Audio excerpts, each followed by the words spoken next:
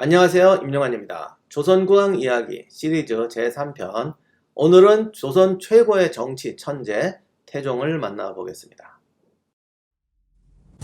1392년 어느 봄날, 이성계를 만나고 상가에 들렸다 돌아가는 고려 충신 정몽주에게 자객이 달려듭니다. 승마술도 뛰어났던 정몽주는 칼을 피해 달아납니다. 그러나 끝내 살해되고 말죠. 그를 해친 자는 이성계의 다섯째 아들 이방원의 수하였던 조용무였습니다. 한 사람은 세기의 충신으로, 또 한 사람은 건국의 수훈자로, 정몽주와 이방원 두 인물이 역사적 영웅으로 떠오르는 순간이었죠. 이방원은 그렇게 고려의 역사에 깊은 상흔을 내며 조선 건국사에 자신의 이름을 아로새기게 됩니다. 조선을 건국하기 직전 1392년 4월, 태조 이성계가 해주에서 사냥하다가 낙마에 중상을 입는 일이 있었습니다. 정몽주는 이성계파를 제거할 마지막 기회라고 생각해 조준, 정도전, 남은 등 이성계파의 핵심 인물들을 귀양 보내고 말죠.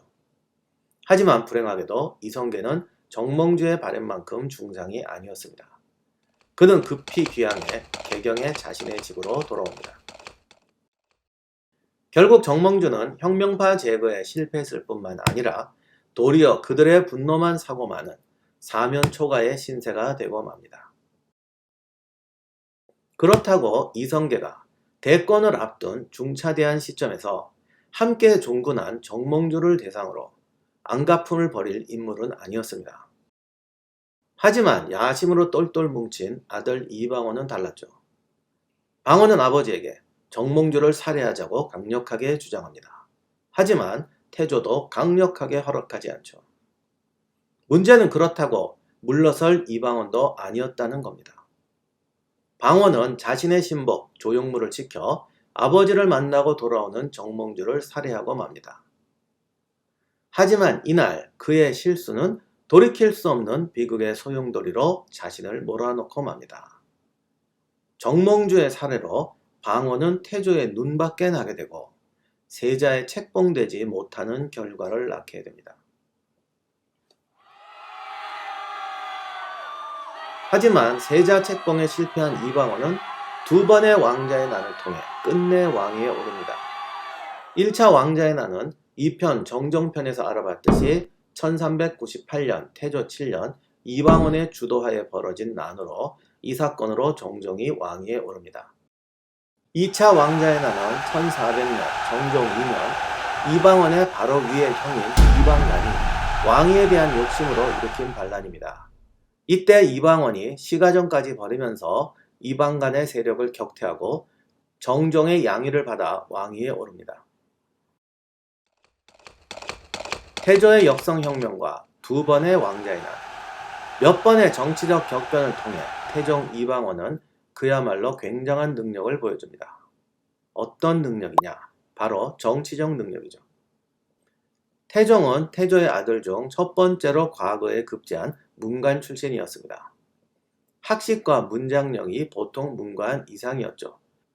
문관 중에서도 인류 선비들을 채용하는 예문관 제학까지 지낸 인물입니다. 그만큼 문관적 자질도 뛰어났죠. 하지만 그뿐이 아닙니다. 태종은 조선의 국왕 중에서 정치적 수완이 최고 수준인 국왕이었어요. 정치 천재라고 할 수 있을 정도였습니다.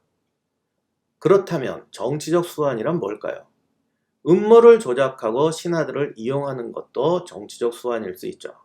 또는 자기가 세워놓은 목표를 달성하기 위해 거래를 잘하는 것도, 말싸움, 수싸움, 자존심 싸움을 잘하는 것도 정치적 수완일 수 있습니다.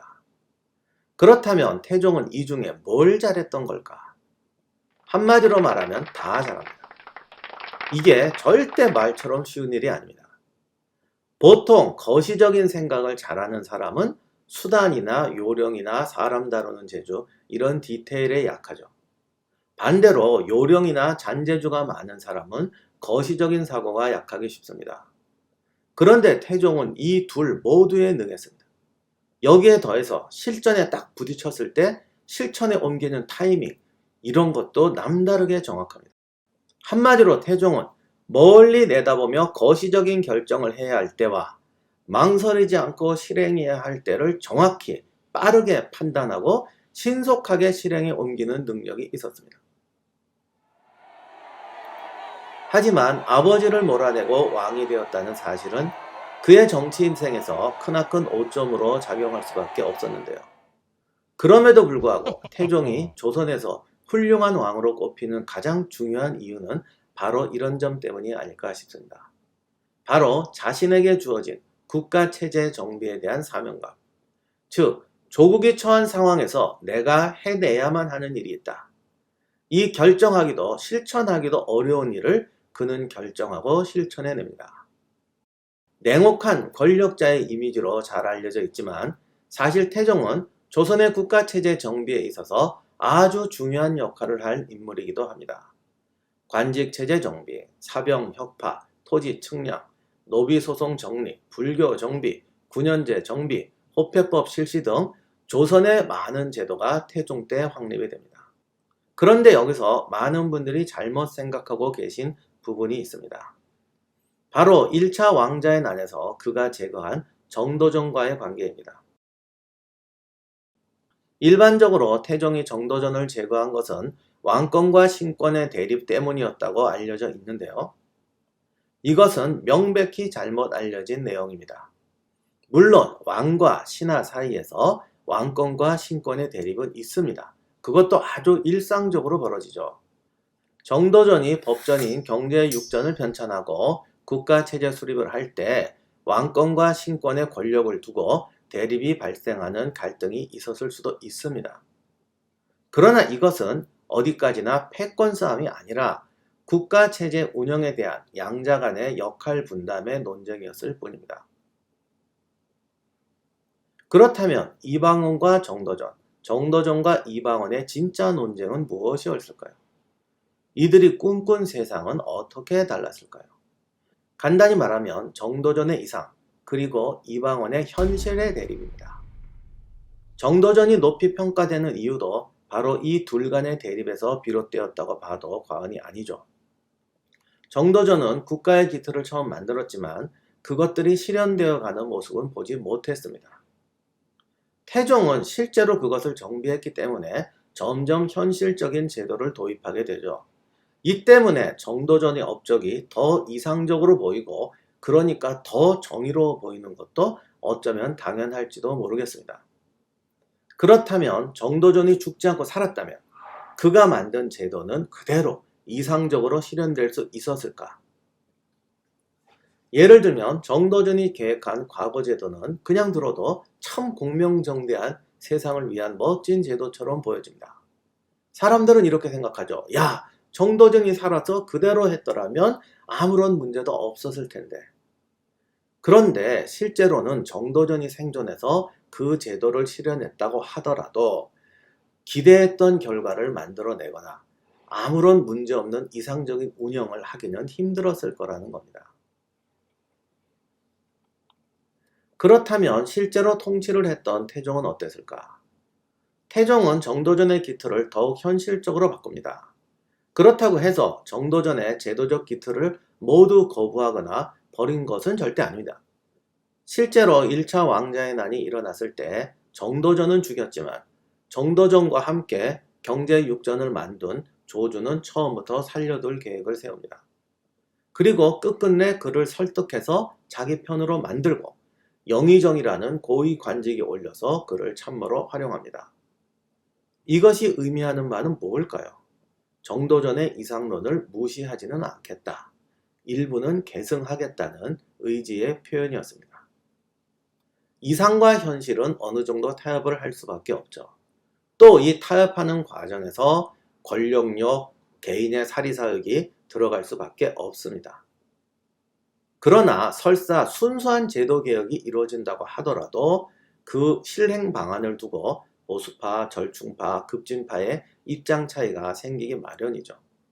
태종 역시 조선이란 나라의 구조적인 문제와 현실적인 문제를 모두 인식하고 있었습니다. 하지만 너무 현실적인 입장을 따라가면 큰 틀인 구조가 깨어진다. 그렇다고 너무 이상론을 따라가면 현실의 발목이 잡혀 개혁 자체가 이루어지지 않을 수도 있다. 그는 이 모든 것을 인식했고 전략을 세웠습니다. 물론 자신은 상당히 현실적인 입장으로 갑니다. 그러나 궁극적으로는 구조와 본질을 바꿔야 한다는 것 자체는 인식하고 인정하고 있었습니다. 바로 이것이 태종의 딜레마였죠. 쿠데타로 정권을 자기 자신이 이미 현실의 늪에 깊이 빠져 있어요. 더욱이 자신은 현실주의자로 통치를 합니다. 그러나 조선의 미래를 위해서는 뭔가 좀 더 구조적인 개혁이 필요하다. 이것을 그는 잘 알고 있었어요. 그렇다면 이런 딜레마를 어떻게 해결해야 될까? 태종은 과연 어떤 선택을 했을까?